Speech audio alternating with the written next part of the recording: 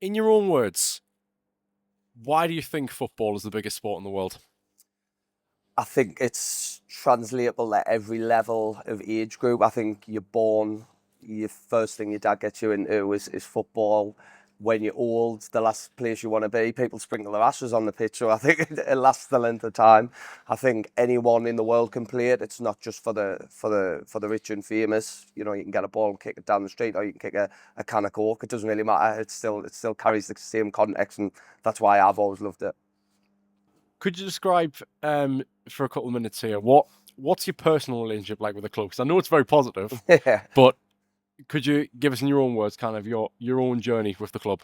Yeah, so even when I used to play football back in the day, so I've scored goals against Sunderland. Sunderland was the club I wanted to sign for when I was a kid. That didn't come about until after I signed for another club up the road, not Newcastle, the other one. Um, and ever since then, it's just been something I've always wanted to get involved with the club. I've always wanted to work with them. I've always wanted to be proud of them on and off the pitch. And yeah, it's just kind of progressed since I set my business up a couple of years ago. My first thought was, how can I get involved with the club, get working with them, get working with like-minded businesses and people who share the same passion for the club and the city that I do. And I think it really reflects, I'm massive on how much impact the club has on the city. And I think the way we're playing on the pitch, you can just see by walking around town and walking down the beach, everyone's just buzzing. Everyone's buzzing to wear the red and white. And it's been a long time coming. And I think the resurgence of the club coincides with the resurgence of the city. Do you have an earliest memory of everything? Not really, but I do remember going to Roker Park on my dad's shoulders. I was only about, well, I'd have been 4 when they knocked the stadium down. And that was my very first memory. But because I couldn't remember mine, I made it a big thing I've got a 2-year-old son. So his first ever game was Middlesbrough at home last season, which we won here at the stadium, and the players came in and met him and just made his day. So although I don't have that many early memories that I can remember, it's nice to be able to see the memories through my son. Maybe not the earliest memory, but do you have a favourite one? Oh, I mean, Walter Marder's header the other week wasn't a bad one, but I think Wembley last season beating Sheffield United in the final was obviously magic. The way we've come right the way through. Here at the Stadium of Light, I think one of my best memories has probably been the Coventry game, which got us to Wembley. That was just surreal, the way we did it. You know, if you were an author and you had to write a book on the most crazy way to get promoted, and with everything going on with the till the end and all that, it was just magic. It's stuff that dreams are made of, really. How inextricably tied do you think the club is to its city? It's huge, and it's getting even more tied to it, with the work that it's doing with the unis, with, local businesses such as ourselves. And you've got to remember as well, we are a one club city and we're pretty much a one sport city as well. If you go further down south, especially in Yorkshire and places like that, people are big on cricket and rugby and things like that. We are literally football, and off the pitch as a city, we haven't had that much to shout about for a very long time. So football is our be all and end all. You work all week to go to the match, so it's nice that we're now working all week to be entertained while we go to the match.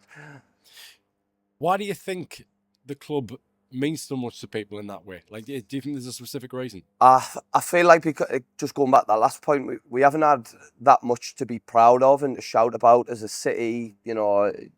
Would naturally have a lot of higher unemployment rates, crime rates, that type of thing, because we've been a city left in the dark for so long.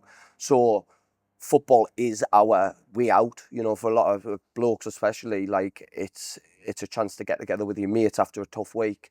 And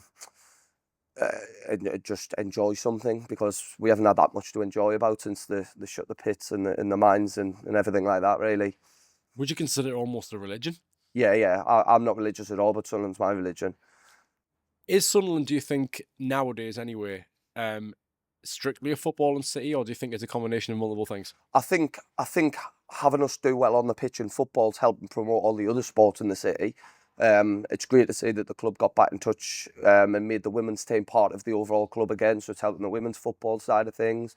But yeah, I mean, football is it's embedded into who we are as people. So I don't think that'll ever change. But what I will say is it's definitely driving the growth in other sports, and and you know, the genders and accessibility, and you see all that type of thing through the work the club are doing, and also the unis, the colleges, and just generally the people and the passion for sport. So with that in mind, what is your personal hope for the future of Sunderland, both city and club? Well, City, I think you just need to look at this town centre now and see the dream of what wanted our city to look like is already well and truly alive. I think club-wise, it's probably the same. You know, I never thought that we'd be kicking on potentially, you know, talking about Europe this season from where we were 3 years ago. So I wouldn't even want to set a dream against it because they've already kind of quashed all my dreams in the last 18 months by as a city and as a football club. Just keep kind of, you know, the till the end motto that we've got. There doesn't seem to be an end. Little bonus one just to tack on at the end, because I'm trying to make these last questions a bit more personal. Do you think you'll ever see a day where you and your son will go to a game and the trophy gets lifted up and Sunderland win this league? I'm hoping it's the FA Cup this year. I don't think it'll do that. I don't think in my lifetime we'll win the Premier League. But then again, like, I didn't think in my lifetime 3 years ago would still be would be in and around Europe. So who knows? I'd love to. I think in me son's lifetime, definitely. He's 3 next week. But I think the cup, it should be an aim. It should be, you know, this city's striving, this club's striving to be better every week. So we're banging there with a shout.